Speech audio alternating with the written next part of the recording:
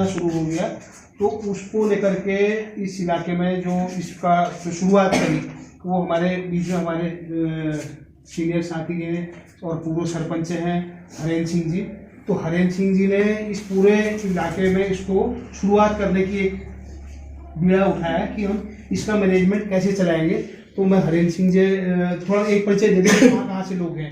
अभी इसमें 8 राज्यों से लोग हैं और ये जो सब लोग हैं ये सामाजिक कार्यकर्ता बनने की एक लाइन में है। अभी कुछ सीखने सिखाने की प्रक्रिया में ये सब लोग पढ़ लिख रहे हैं, देश दुनिया कैसे चल रही है, क्या क्या स्थितियाँ चल रही हैं।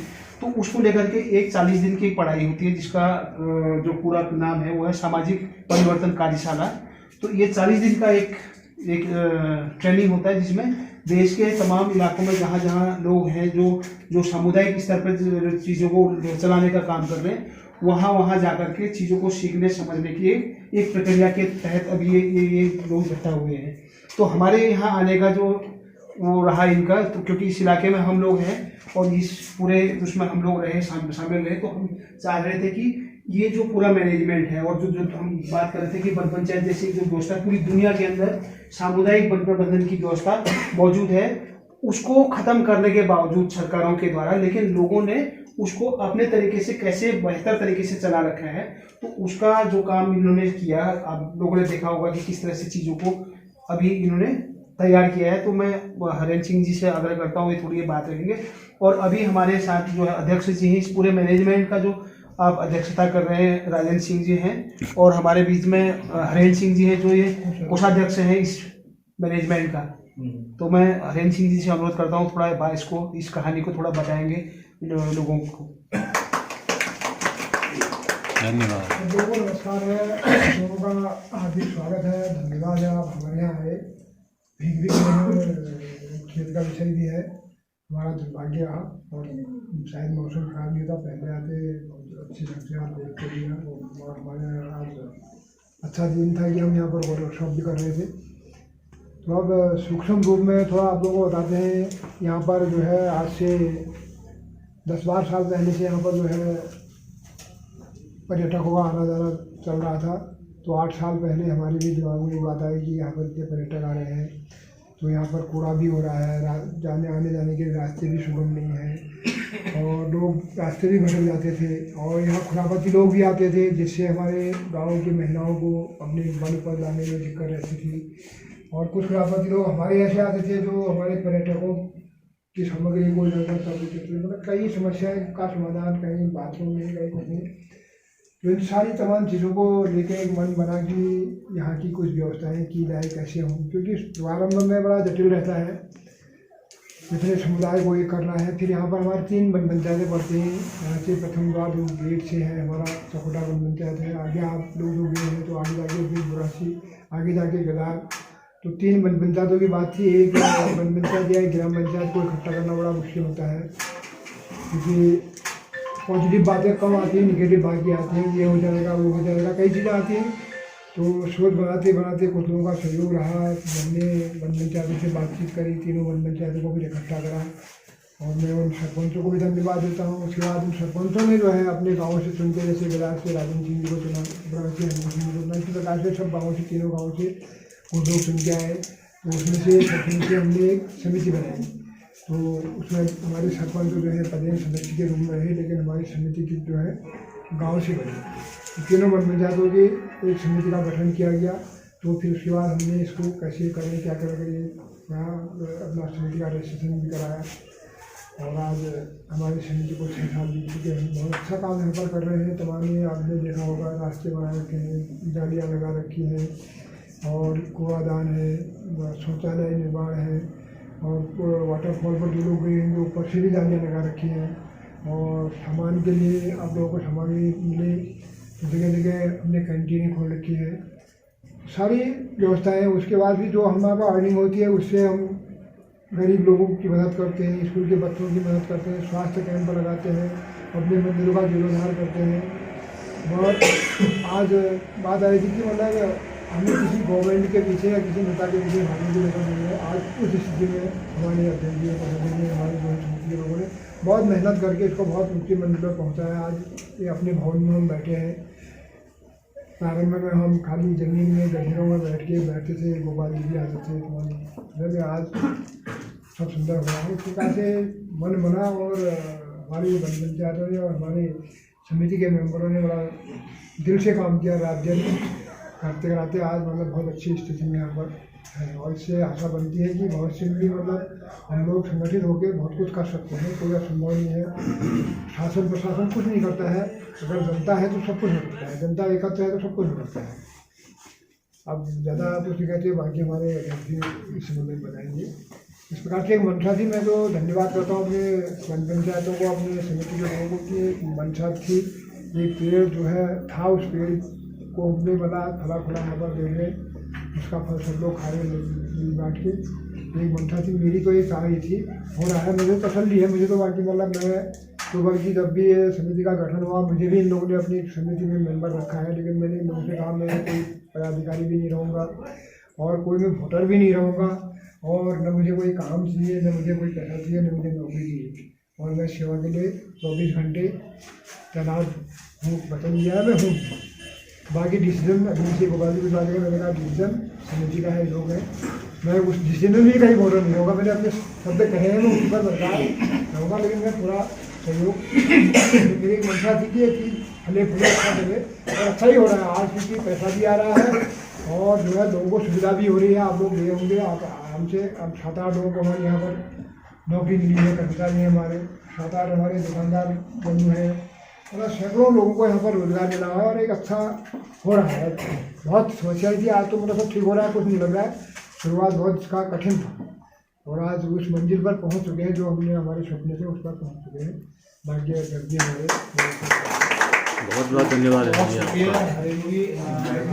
किसी को पूछना वो बता ऐसा कुछ सवाल आ रहे हैं ना, बोले सर उसी में मेरे लिए कर दीजिएगा। नहीं थोड़ी एक पहले अपनी बात रख लेना, फिर सवाल करें तो बेहतर होगा। पहले अध्यक्ष जी आप अपना थोड़ा, राजेंद्र सिंह जी इस जो अभी पूरा मैनेजमेंट है उसका अध्यक्ष हैं, तो मैं आपसे गुजारिश करता हूँ कि तो आप थोड़ा बताएं लोगों को।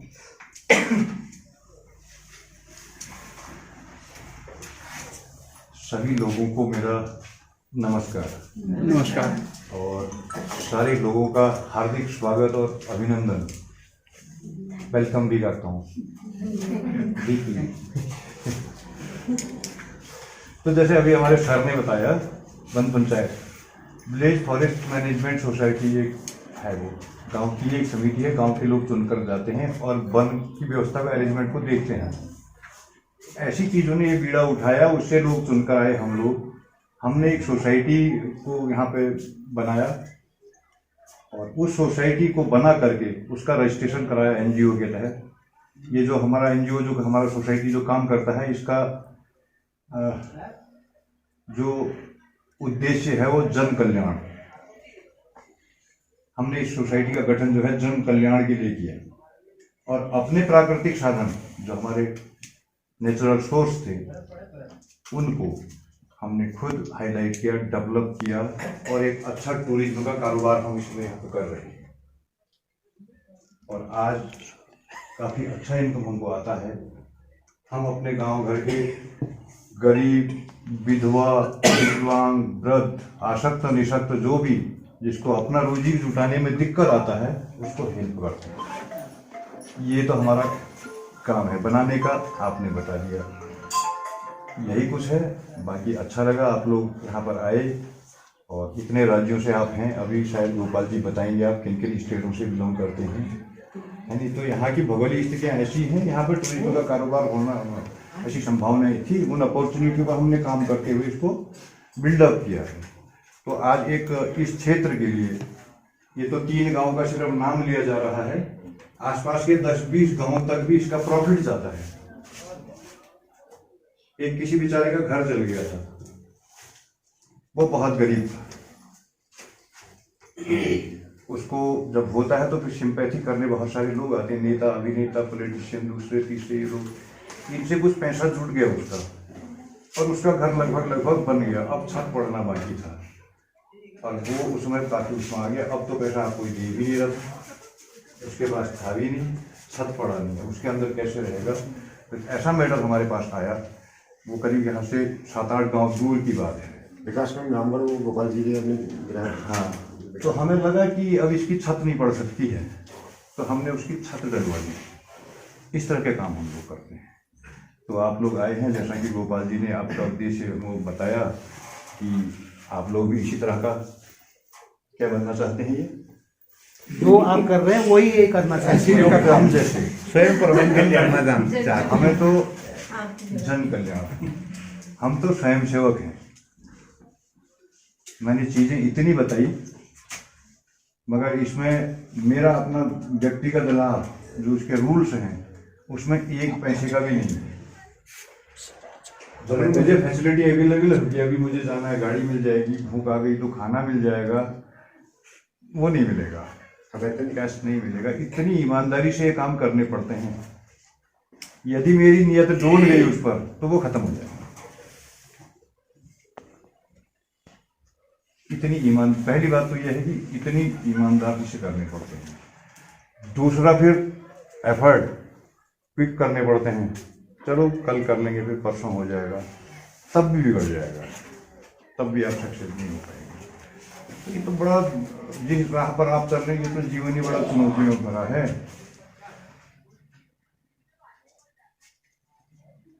जिसका भला करोगे वही आपको केवल तारीफ करेगा, बाकी के लोग आपको गलत बताएंगे, ये गलत है। ये सारी चीजें देखते हुए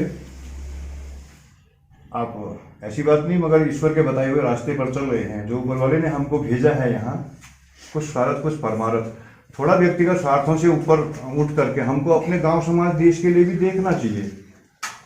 क्यों? जब वह देश रहेगा, जब वह समाज रहेगा, जब यह गांव रहेगा, तब हम लोग भी रह पाएंगे। अगर ये नहीं रहेगा तो हम रहेंगे क्या? हम भी नहीं रहेंगे। जन कल्याण का काम कर रहे हैं बहुत। मैं तो आपकी उसको जो है आपकी उसकी तारीफ करता हूँ, जो आप हॉबी आप ले चले हैं कि हम करेंगे। तो इसमें तन मन धन सारी चीजें समर्पित करनी पड़ जाती है। मिलता तो कुछ नहीं है, मगर ईश्वर का बताया हुआ काम है। जो आदमी इस तरह के कामों को करता है उसका अहित ऊपर वाला नहीं करता है, उसको कभी दुख नहीं आता है, कष्ट नहीं आता है। आता भी कम आता होगा, जितना उसके लोभ लालच करेगा उतना ही कष्ट आएगा। पूरे उससे ये काम करने होते हैं। और कुछ गोपाल जी किस विषय में? बहुत बढ़िया, स्वागत है आपका। अगर आप लोगों को कुछ सवाल अगर पूछने हैं, आप लोग, अब ये तो मैंने हम बता ही दिया, और भी लोग बताएंगे। गोपाल जी बहुत अच्छे से जानते हैं अपनी हेमा जी से हम क्षमा चाहते हैं, हम उनको आज बुला नहीं पाए, और लेकिन फिर भी हम उनको नहीं, हमने तरुण जोशी के, उस तरुण जोशी जी के इनविटेशन कार्ड में लिखा था समस्त स्टाफ। हाँ, वो खुद ही नहीं आ पाए तो फिर वो लोग आपको सुनना चाहते हैं। हम घर में गए थे, आप मिल भी नहीं पाए उस टाइम। पहले उनसे सुन लेते हैं, एक बार वो अभी सुनाएंगे। थोड़ा सवाल ले लेते हैं कुछ वाई है तो जो भी आप लोग अब यहाँ पर आए, आपने देखा सुना, आपके अंदर जो जिज्ञासाएं जागी, उससे रिलेटेड कोई क्वेश्चन अगर आप लोगों का हो तो आप पूछ सकते हैं।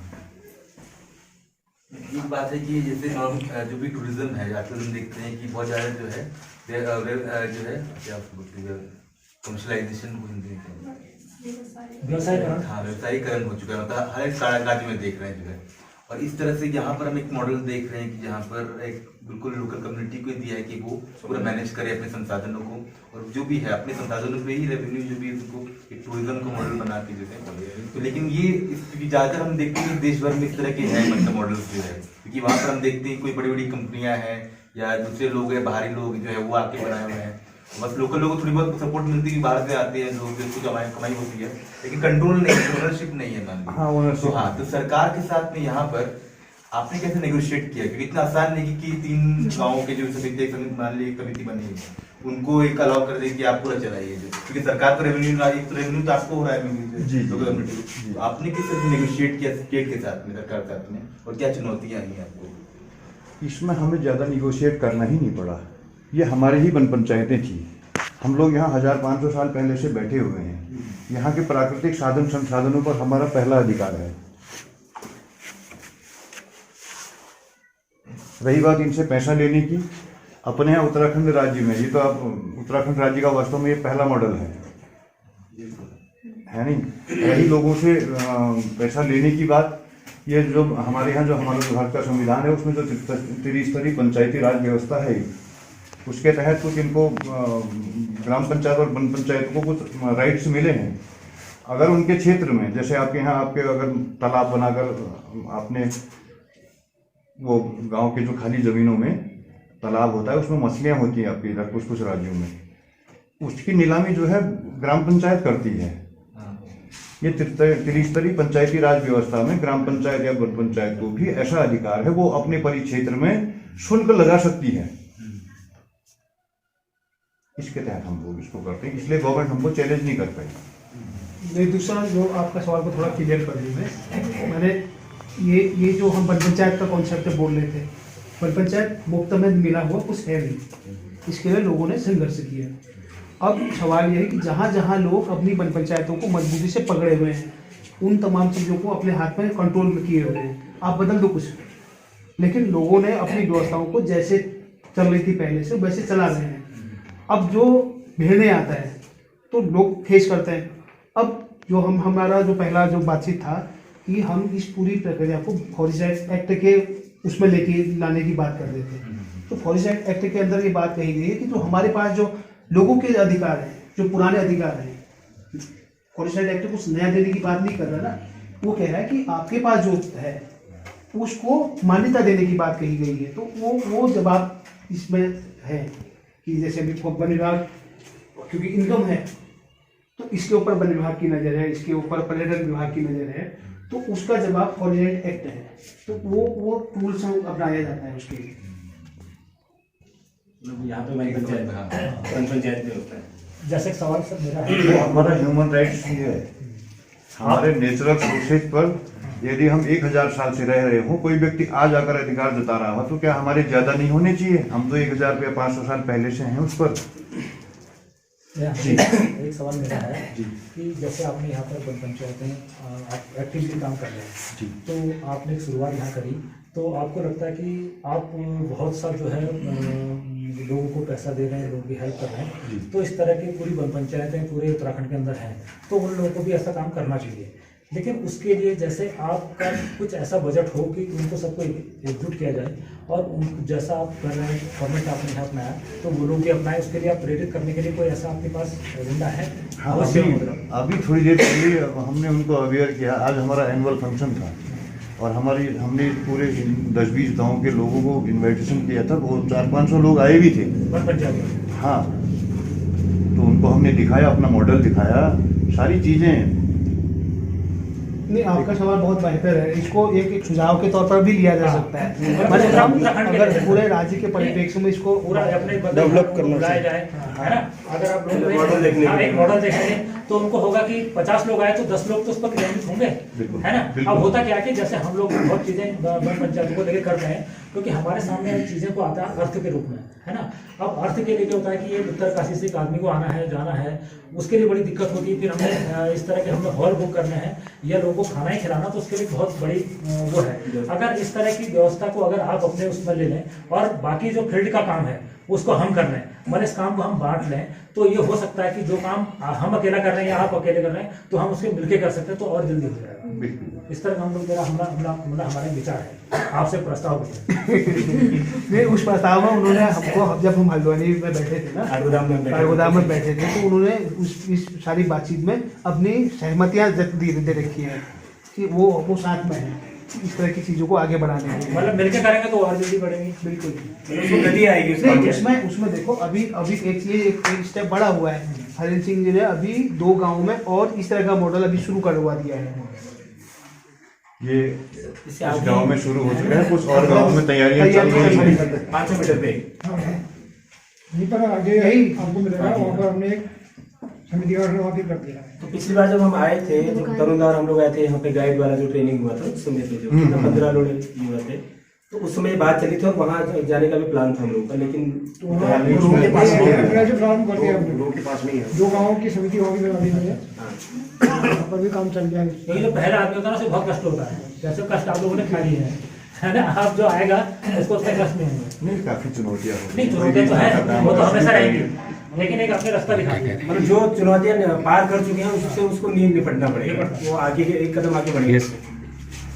सबसे बड़ी बात होती है ईमानदारी से मेहनत करना। नहीं वो तो सही बात है, ईमानदारी होगी तभी काम होता है।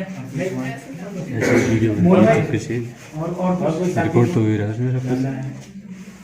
जो संस्था जो बनाए थे, जो रजिस्टर जो करवाए बोले जी, उसके लिए जो तब कोई पॉलिटिकल दिक्कतें नहीं आई? नहीं, वो तो हम अच्छा काम कर रहे हैं। हमने समाज कल्याण के लिए हमने कहा कि हमारा मन है, हम समाज का कल्याण करना चाहते हैं, तो उन्होंने हमको परमिटेट किया, तो करना भी है हमको, कोई दिक्कत नहीं आती। नहीं तो उसमें वो नहीं, मेरी भी हिस्सेदारी है, हम भी उसमें कुछ इन्वेस्ट करेंगे, ऐसा टाइप का कुछ नहीं। हम व्यवसायिक हैं ही नहीं। दरअसल देखिए, सुनिए, देश के अंदर जब ये जैसे हम आज सामाजिक सेवा की बात करते हैं ना, आज उसको दूसरी भाषा बदल गई, सोशल सेक्टर बोलते हैं। लोग पढ़ाई करने जाते हैं, पैसे कमाने के लिए जाते हैं सोशल सेक्टर के अंदर, ठीक है। ये दो तरह की चीज़ें हैं। यहाँ सिर्फ रजिस्ट्रेशन अपने रिसोर्स से अपनी चीज़ों को ठीक करने के लिए किया गया है। हम किसी से कुछ मांग नहीं रहे हैं, हम अपने रिसोर्स से इनको हम तो गवर्नमेंट को हेल्प करते हैं। अभी कोरोना आया था तो हमने डोनेट किया था, पीएम केयर फंड में पैसा हमने डाला। ठीक है, हम पैसा कमा रहे तो 30% उनको इनकम टैक्स भी दे रहे हैं, हमारे तो 70 ही बच रहे हैं, 30 तो गवर्नमेंट लेगी। ये पहली संस्था है जो किसी से डोनेट नहीं ले रही है, डोनेट दे रही है। हाँ, हमें किसी सरकार या उसका मुंह देखने की जरूरत नहीं है। पैसे के लिए बजट आएगा फिर कुछ करेंगे, हमारे खुद के पास बजट है, हमने खुद जनरेट किया है। कोई ऐसा नहीं कि सरकारी खजाने में लूटपाट करी हो, हमने खुद स्ट्रगल करके जो है उसको जुटाया है। यदि डोनेशन करके ही हमने रेवेन्यू जनरेट किया है अपने दम पर, किसी सरकार ने हमको फंड नहीं दिया, उल्टा हम दे रहे हैं। मैंने बताया, आज भी कहीं सरकार किसी मुसीबत में आती हो, कोई परेशानी उसके ऊपर आती हो, तो फिर हम और मदद करेंगे। जैसे कि ये शुरुआत हुई आपकी, तो पैसे की व्यवस्था कहाँ से हुई? हम लोगों ने सेल्फ डोनेट किया, जो भी उसका स्टेज, उस समय ज्यादा खर्चा नहीं था, सारे स्वयंसेवक ही थे, तो जो इसकी स्टेशनरी वगैरह में और एक आध दो कार्यकर्ता जो वर्कर्स हमने रखे, उनकी सैलरी में जो खर्चा आया वो हम लोगों ने सेल्फ डोनेट किया, एक फोर्स जुटाया। उसको भी ऐसा नहीं कि हमने किसी मेंबर से उधार लिया, मेंबरशिप रखी। मैं मेंबर हूं तो मेरे 5,000 रुपए की मेंबरशिप होगी। 5,000 मेरे आपने लिए, आपने 5,000 दिए, आपने 5,000 दिए, 11 लोगों ने दिए, 55,000 रुपए हो गए, चल गया काम। एक सवाल और जी, वन उपज से जो भी वस्तु मिलती है जी, वो उस वन उपज को वन पंचायत के अंतर्गत से उसका मैंने कारोबार होता है। हाँ, वन पंचायतें अपने क्षेत्र में किसी भी वन उपज का दोहन विदोहन स्वयं करवाती हैं, या कॉन्ट्रैक्ट पर भी देंगी तो वही देती हैं। पंचायत ही देगी। हाँ, ये पावर है उसकी। जो हम बता रहे थे ना कि हम CFR की बात कर रहे हैं अभी देश के अंदर, CFR में एक लिमिटेड एरिया को देने की बात कही गई, लेकिन वन पंचायत के भीतर बड़ी बात यह है कि हमको रिजर्व फॉरेस्ट के अंदर भी टिम्बर का राइट है, और तराई भावर के अंदर भी टिम्बर राइट है। वन पंचायत के अंदर वन अधिकार का CFR से भी ज्यादा पावरफुल चीजें हैं। देखो, टिम्बर राइट तो ये था कि हम रिजर्व को भी बचाते थे, अपने वन पंचायत की जगह रिजर्व को भी बचाते थे, तो टिम्बर हमको मिलता था। और जहाँ तराई का है तो वही टिम्बर राइट तराई में मिला। तराई का एक चीज बता दूं, तराई पहले पहाड़ में लोग बसे थे, तराई में कम बसे थे। एक बार पलायन पहाड़ की तरफ हुआ, फिर रिटर्न फिर मैदान में हुआ। मैदान में उस समय के जो मुख्यमंत्री हुआ करते थे, तो उन्होंने खुद कहा कि आप मैदान इनको पहाड़ों को काटो। उन पहाड़ों को काट के तराई बसाई गई है, पूरे पहाड़ों को। बाद में लोग सरदार लोग भी उधर आए थे। ये कहानी है तराई और पहाड़ के अंदर। आप जो टोंगिया बोल रहे थे, वो टोंगिया वाला वो पूरा वही है। और किसी की कोई जिज्ञासा? सब किया उनकी तरफ है, हेमा जी की तरफ है। चलो जी। जो यहाँ पर ये टिकट कटती है तो टूरिस्ट लोगों के लिए भी उतना पैसा लगता है कि कैसा है? नहीं, लोकल को फ्री है। लोकल को उसको अपना आधार एंट्री कराना होगा ताकि हमें पता रहे कि कौन व्यक्ति है, लोकल है या बाहर से है। लोकल का यहाँ एंट्री आधार से होती है। नैनीताल हमारा लोकल एरिया तय है बस की ब्लॉक जिला मतलब तहसील ब्लॉक विकास खंड तो रामगढ़ भी पड़ जाएगा, हमारे क्षेत्र में जितना क्षेत्र आता है। एक मिनट ये सुन रहे हो उसकी जी। मेरा एक क्वेश्चन था कि आपके जो राज्य है इस राज्य के लिए निःशुल्क है कि बाकी दूसरे राज्यों को? सभी राज्यों के लिए है। मतलब इस एरिया के जो जो 10-20 गांव इस आसपास में है वो लोकल है, उनको पैसा नहीं लगेगा, उनको आधार ही दिया जाएगा। और जो उससे बाहर है उसको आधार भी देना होगा, साथ में पैसा भी देना होगा। कई बार वो लोग हमसे झगड़ते हैं, तुम पैसा ले रहे हो ये वो, तो हम भी कहते हैं हम तुम्हारे नौकर थोड़े, इतना कूड़ा गंदगी करते हो, इसको साफ करने कौन आएगा। सुविधाएं दे रहे हैं आपको। ये नहीं कि हम उनसे कुछ भीख मांग रहे हैं, कुछ ऐसा। वो हमारे घर को गंदा कर रहे हैं, हम साफ सफाई करने वाले का पैसा ले रहे हैं। अगर रिजर्व में होता तो वन विभाग पैसा लेती। अब ये वन पंचायत के भीतर है तो वन पंचायत अपना वो करती है। हाँ। एक और प्रश्न है मेरा, जैसे यहाँ से जो कचराएं निकलता है जैसे प्लास्टिक वगैरह, तो उसका यहाँ से ले जाके कुछ अलग बनाया जाता है या फिर फेंक दिया जाता है? ये एक यहाँ गवर्नमेंट की एक व्यवस्था है। यहाँ कूड़ा गाड़ी आता है और हमको कूड़ा सड़क पर लाना होता है, प्लास्टिक कूड़ा वो गाड़ी ले जाती है, और बाकी जो उनका अपना रिसाइकलिंग वो है वहाँ पर जाके हो जाता है। इसको हम यहाँ नहीं रखते, सारा ला करके कूड़ा गाड़ी आती है शासन की तरफ से, गवर्नमेंट की तरफ से लगा हुआ है, हम भी देते हैं पैसा, हमसे पैसा जाता है, वो कूड़ा ले जाएगा, हमारा सिर दर्द खत्म। तो कोई और सवाल है?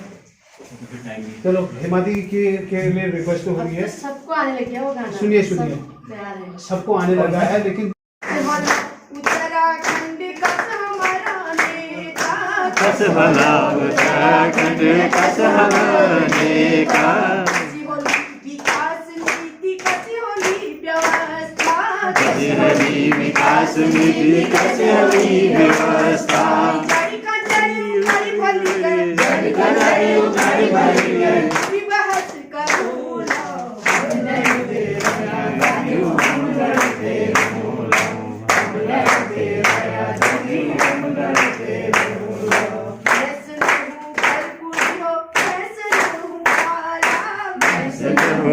गुड़ी जो कैसे जो काला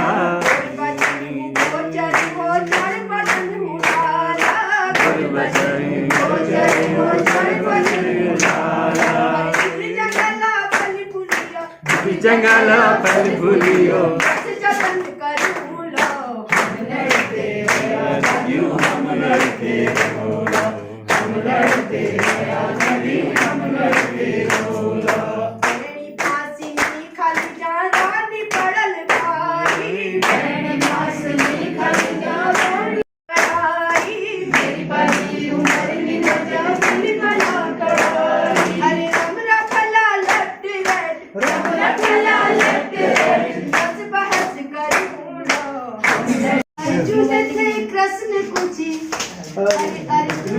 कृष्ण कोची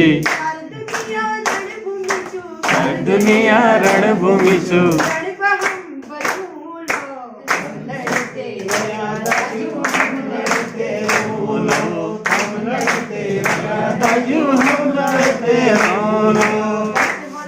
उत्तराखंड का हमारा नेता कस भला उत्तराखंड कस हमारे का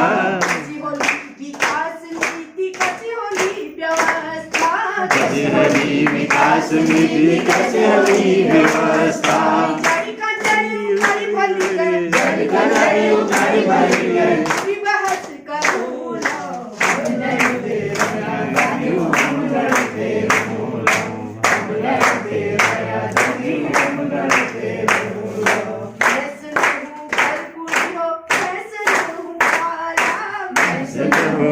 गुड़ी जो कैसे जो काला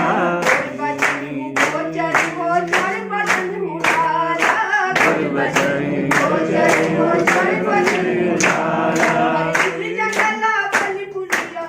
जंगल पर भूलियो जतन करूं लो हम लड़ते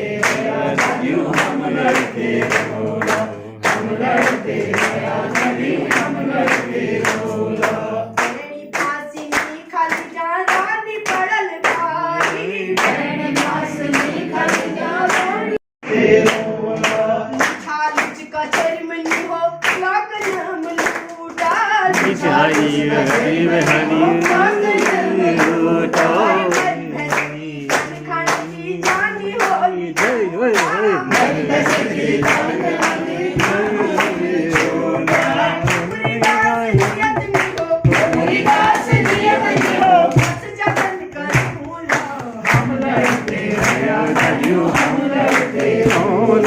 हम लड़ते आजू हम लड़ते बोलो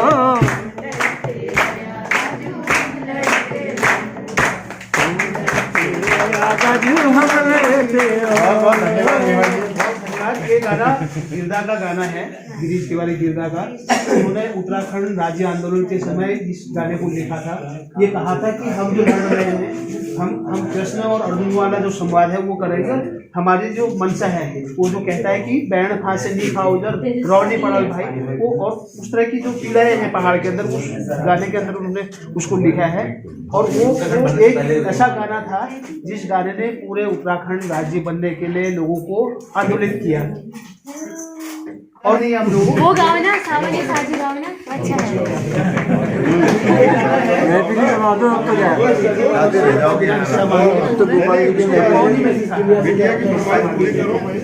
कल से दीदी कल कोई गाई नहीं। तो बहुत बहुत शुक्रिया आप लोगों का। अच्छा चलिए, आप सभी लोग सुखी रहें, आरोग्य रहें, स्वस्थ रहें, दीर्घायु रहें। सभी लोगों के उज्जवल भविष्य की कामना करते हैं। आप लोग खुश रहें, निरोग रहें। झारखंड के गाने भी सुना दो, कुमाऊनी भी हो गए, झारखंड वाले भी हो जाएंगे, छत्तीसगढ़ भी हो जाएगा, दिल्ली भी हो जाएगा, यूपी भी हो जाएगा, पीछे राजस्थान भी हो जाएगा, सब है ना। उत्तराखंड तो चल रहा है। चलो शुरू कर रहे हो।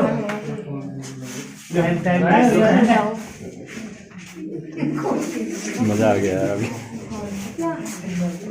आज खोला तुमने गला, आज खोला थोड़ा गला। बहुत खोल के गाते हैं। इनकी पिताजी तो बोल रहे थे